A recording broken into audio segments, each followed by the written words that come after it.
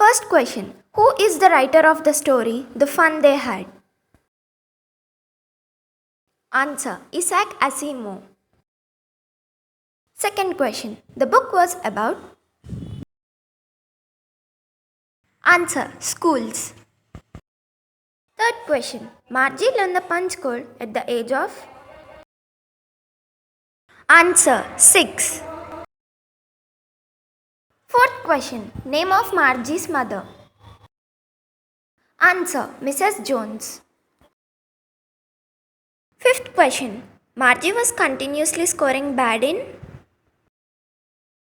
Answer. Geography. Sixth question. The age of Margie was? Answer. 11.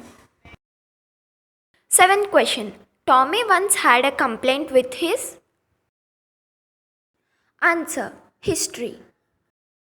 Eighth question. Which year has the story been set in? Answer. 2157. Ninth question. Who are Margie and Tommy?